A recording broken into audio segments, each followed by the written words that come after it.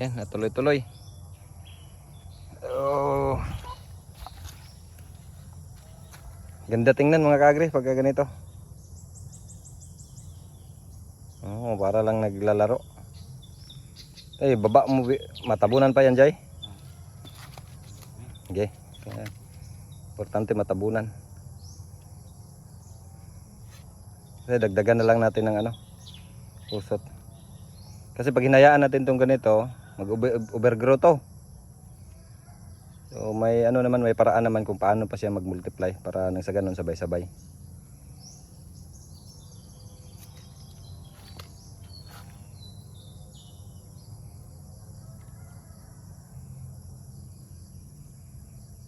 Tiyaga lang talaga, no? Tiyagaan lang mga kaagri. Ganda tingnan, no? Oh, biruin mo, tag-ulan na tapos ganito, dami mong binhi. Imbak. Damihan mo dyan ng ano? XX. Oo. Ada, ilan na yan? Pero di na dapat magdikit na siya, Joy. Okay. Pwede naman, pero kung kaya mo i-manage na magdikit, pero dapat walang basyo kasi sa ilalim yan. Tabon, ganyan, oh. Kasi doon mamumugad yung ano, mga parasite pagka may basyo.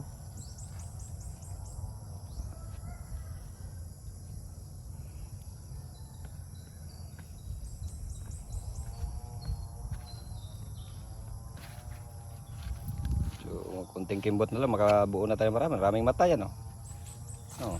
Anuhin mo na yung mata. Kahit yung mga mata, anuhin mo na yan. At ibaba mo pa.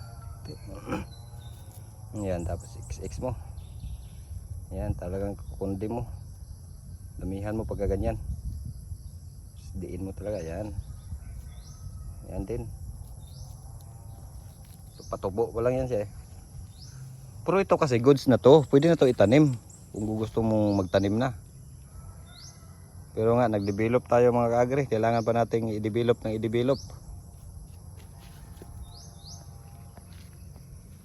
Hindi pwedeng ang pagsasaka kasi hindi pwedeng dyan lang tumatakbo yung panahon. Kailangan nating i-improve yung ating pagsasaka para naman tayo ay manang sa ganun ay kikita. Kasi malaking bagay itong paggawa ng binhi.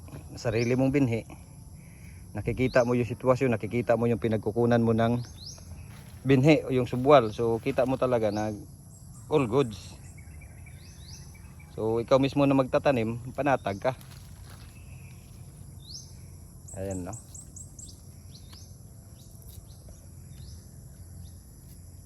Laki na, oh.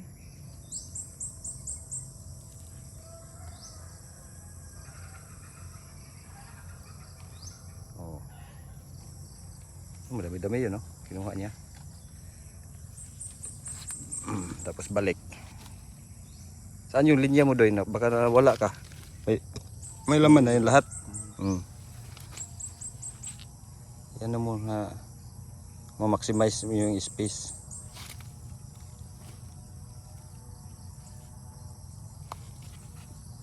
Para hindi masayang yung pinaghirapan natin.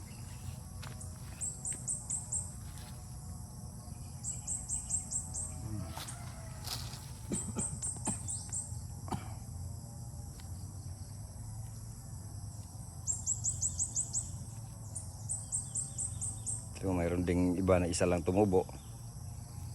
Huwag mo na masyado linisan sa baba doy para kasi babalik mo rin yan para hindi siya madisturbo yung ugat. Para tuloy-tuloy pa rin yung develop niya. Ano mo lang, kapunin mo lang yan.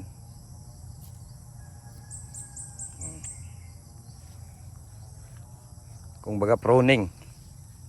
So isa din tong term ng pruning.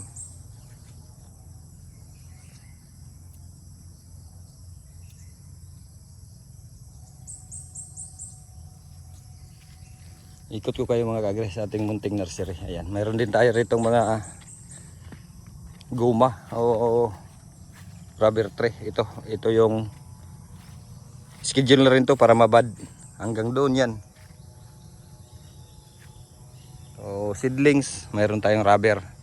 Ito, Ready to plant na to ng mga rubber. So may variety yan na 600. Ngayon nakapokus tayo dito kasi habulin natin tong ating lakatan macro. Kailangan natin ng i-multiply ito, paramihin ng husto.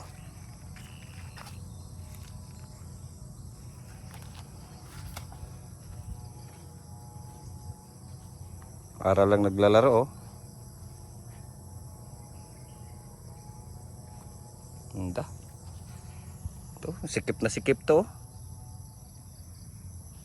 Sikip na sikip. Dito hindi kailangan mabilis yung galaw mo, dapat nakaayos kasi masisira mo siya eh. Yan yung isang faktor na kailangang bantayan sa sunod. Kasi bumalik sa tubo niya eh. Ang gawin mo diyan, bitak-bitakin mo diyan. Yan, dabihan mo ng bitak. Itong mga to, pag ibag natin to, aabot na to ng mga 2,000 na seedlings. Pero kailangan pa natin mas paramihin.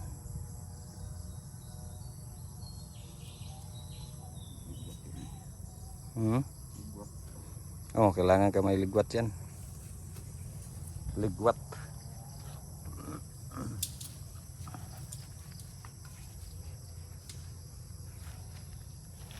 Dami.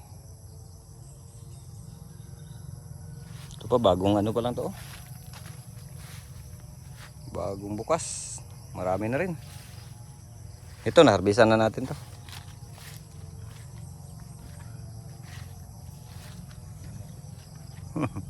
Malaki dapat ligwat mo. Di pagka nahuli ka kasi ng ganyan, matigas na siya. Dapat nung bata-bata pa siya na ganyan na.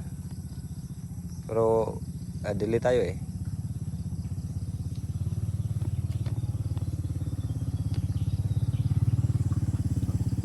Yan, nabali isa.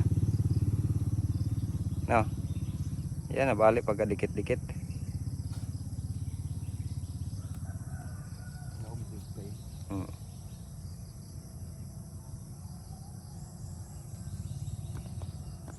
Yan oh.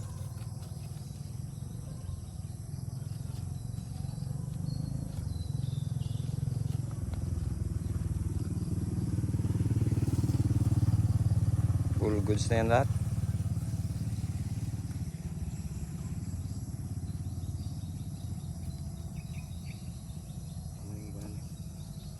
Wala siguro. So yun mga kagre, at abangan natin.